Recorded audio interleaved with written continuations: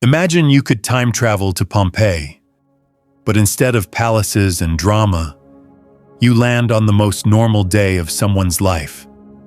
They're filling jugs at the fountain, buying hot food at the thermopolium, reading graffiti, complaining about elections, rushing to work, and you standing there know what they don't. This is the day before a city becomes a warning. Let's spend one full day in Pompeii before the ash, because the most frightening thing about Pompeii is that it didn't feel like tragedy. It felt like Tuesday. You're walking down a sunlit street where the stones are polished smooth by thousands of footsteps. You hop onto raised stepping stones to cross, because the street isn't just a street. When water rushes through, it carries runoff with it. A public fountain keeps splashing, and people line up with clay jugs because Pompeii's water is routed through a system that includes a castellum aquae, a water hub that feeds fountains, baths, and some homes.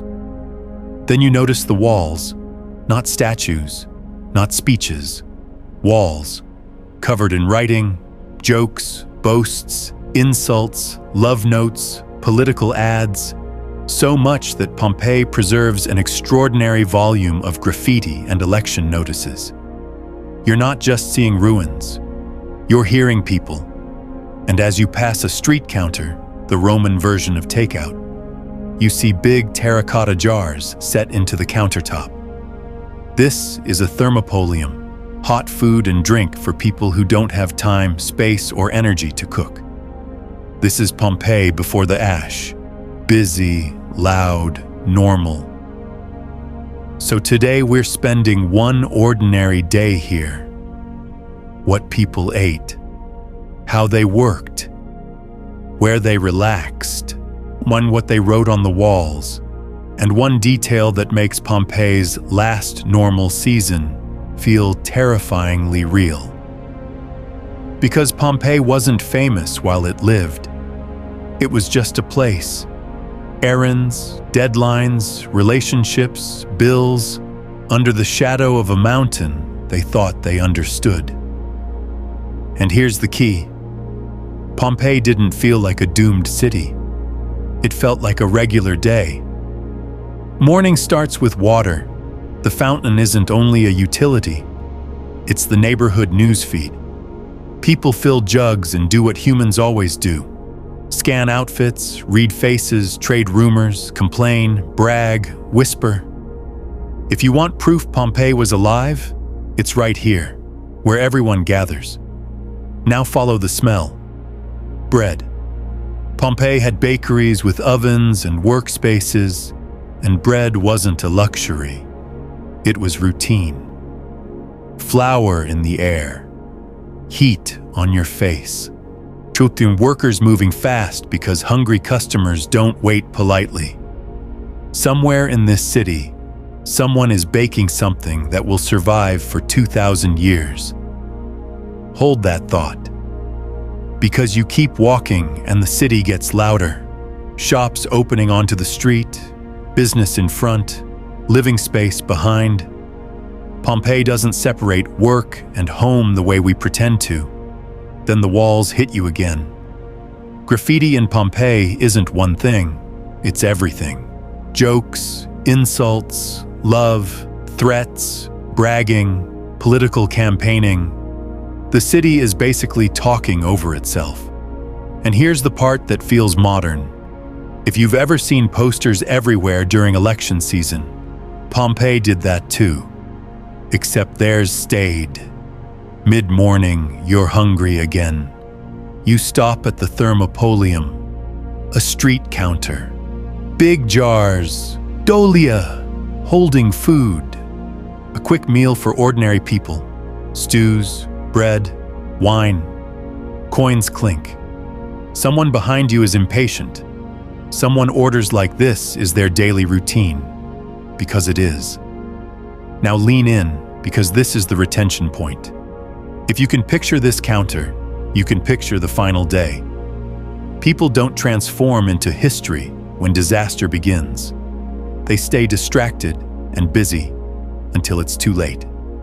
Next, work. Pompeii runs on labor. You turn a corner and hear splashing again. Workshops. One of the most vivid industries here is textile cleaning and processing. Fulleries, cloth matters, clothing signals status, and keeping it clean is dirty, messy work. Relatable truth: everyone wants to look good. Nobody wants to handle the gross part. And Pompeii is full of necessities. Food, water, repairs, materials, services. The kind of place where errands never end, where knowing the right person saves you time and money. Now, here's a mood shift cliffhanger. Pompeii wasn't only living under a volcano, it was recovering from something else. Because as the sun rises, the streets pull you toward the Forum, the civic heart, where religion, commerce, and politics overlap. This is where you're seen, where reputation is built, where alliances and grudges become public. And now the cliffhanger pays off. Decades before the eruption, Pompeii suffered a major earthquake, commonly dated to 62 CE, and the city shows evidence of long-term rebuilding afterward. That means Pompeii in 79 wasn't a perfect, finished city. It was patched, renovated, still fixing walls, still improving.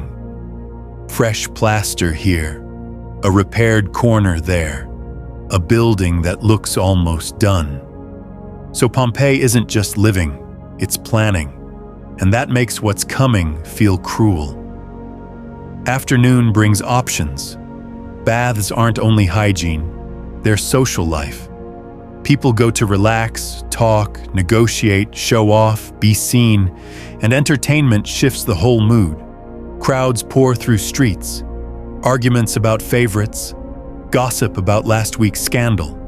The city feels louder, warmer, more alive, and the walls keep talking. More names, more jokes, more endorsements. Pompeii is basically a living comment section. Now step into a home. Some are modest, some are designed to impress. In a more traditional house, you enter an atrium, open-roofed, bright, then move into rooms for guests, meals, storage, family life. The decor isn't just decoration, it's a statement. Taste, wealth, identity. And here's a line that matters later. When the eruption begins, many people won't run first.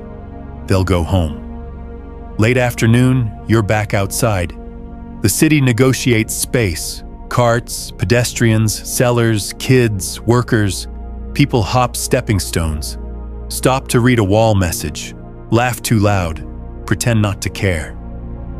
And then you look up. Vesuvius. A mountain doesn't feel dangerous when it's been part of your skyline your entire life. Pompeii's residents didn't have modern volcanic science.